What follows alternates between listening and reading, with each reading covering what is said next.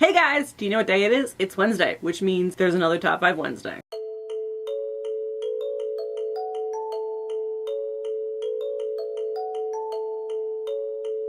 Do you remember that like annoying commercial that used to play with the camel where he was like, hump day? And you were like, what even are you talking about? Yeah, it was like super annoying and everybody went around screaming that even when it wasn't Wednesday, including my brother. First of all, welcome back to my channel. If you're new here, hi! If you're not new here, you'll know what's coming next. Top 5 Wednesday was hosted by Lainey from Ginger Reads Lainey and Sam from Thoughts on Tomes, and pretty much every week there is a category in which we have to post a top 5 list. An interesting thing I discovered when I was thinking about people that I could put on this list was that I don't know a lot of people that I could put on this list. I know the clown slash jester slash fool are very popular character archetypes, but I don't actually think they fall into the actual practical joker category a lot of the time.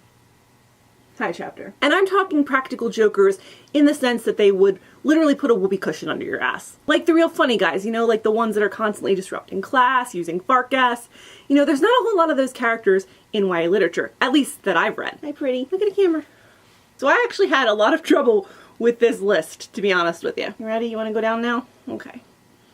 Look, isn't it pretty? So I might have a looser... Don't knock over the camera. What are you doing? Stop that!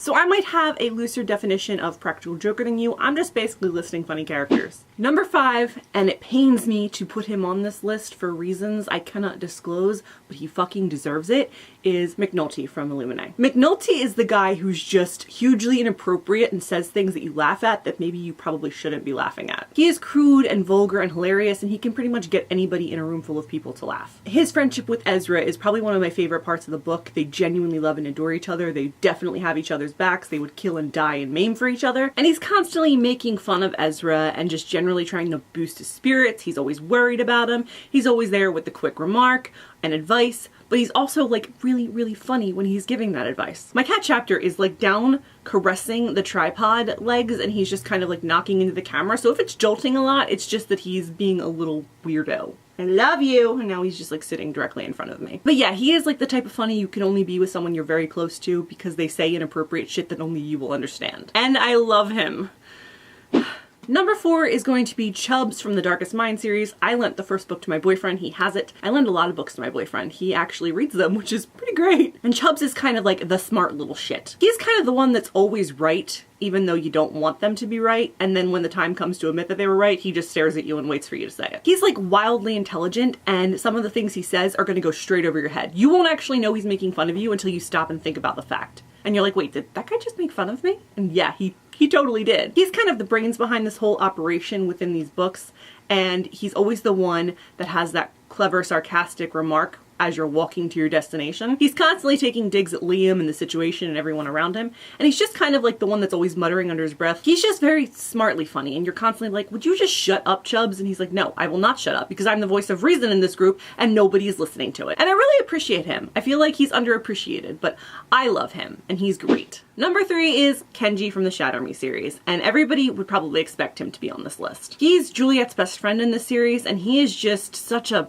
I don't even know what kind of little shit he is. He's just a little shit. I love his interactions with Juliet because he's always calling her on her bullshit, but he kind of does it in a lovingly friendly way, if that makes any sense. And his interactions with Warner are pure gold because he doesn't actually like Warner and Warner doesn't like him, but they have this weird dynamic where they both have a grudging respect for each other. So Kenji's just like sarcastically saluting Warner at random moments, and he has these conversations with him where they're both like taking shots at each other and they're both kind of smiling about it. And also there's this scene, I think in Ignite Me, where Juliet is trying to learn to use her powers and she accidentally collapses like a ceiling, and Kenji's like, yo, princess, stop throwing your shit around, get it together. I really like that scene because Warner laughs at it and he doesn't mean to, and Kenji's like, glad to know somebody appreciates my humor here. And I really like all of his interactions with all of the characters because he's the kind of funny that makes you laugh in inappropriate moments where you're just like, it's not a good situation to be laughing, but we're laughing. He is the mood lightener and tension diffuser of the group. He's really quick with the quips. He's very clever. He's just like a very specific sort of funny. And I'm totally here for it. I love Kenji. I love him. He's one of my favorite parts of this entire series. Number 2 is Jesper Fahey from Six of Crows. Now, I actually lent my copy of Six of Crows again to my boyfriend, Kyle. Hi! Jesper Fahey is the flirtatious little shit. Okay, he flirts with everyone. And he's the person in the group when you present a really bad plan, but nobody has a better idea. He'll be like, all right, so the plan is we die. Great, great.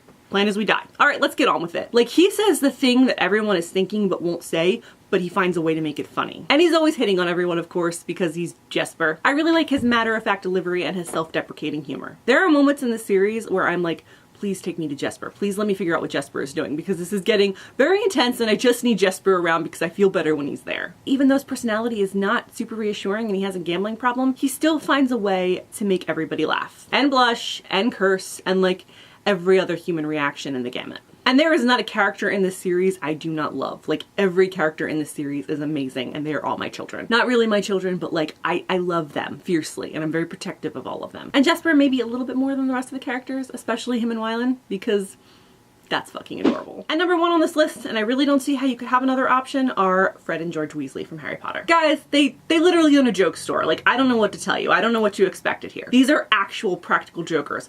Whoopee cushion, fart gas type people. They're constantly wreaking havoc, switching places to confuse people, and just generally being idiots. But like lovable idiots. I didn't actually fully appreciate Fred and George Weasley until the last book, and then I felt like such an asshole for not appreciating them fully until the last book, because that's an asshole thing to do. But even though they don't take life too seriously, they always show up for their friends, they're always there if you need them, they're like 100% on your team when you need them to be there. And they're the type of people that would hand you like a tube of Pringles and then a fucking snake pops out, because that's just who they are, and I love that about them. And they bring much needed humor and heart to a lot of the scenes in the series, and I love them, you guys.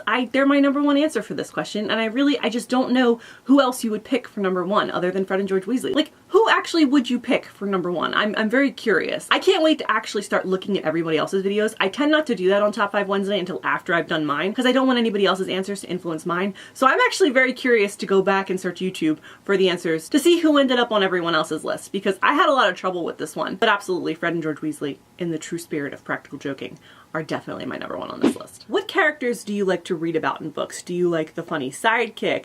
Do you like the quiet person who always has a plan? Like, what's your favorite trope to see as far as characters go? Personally, I'm a fan of the angry small and the soft tall, because I love that dynamic. Anytime it shows up, I'm like, yes, yes, this is my dream. But what do you like? Let me know in the comments and we will talk favorite character archetypes, because I want to know. And that's it for me, y'all. Have a fantastic day and be excellent to each other. Bye!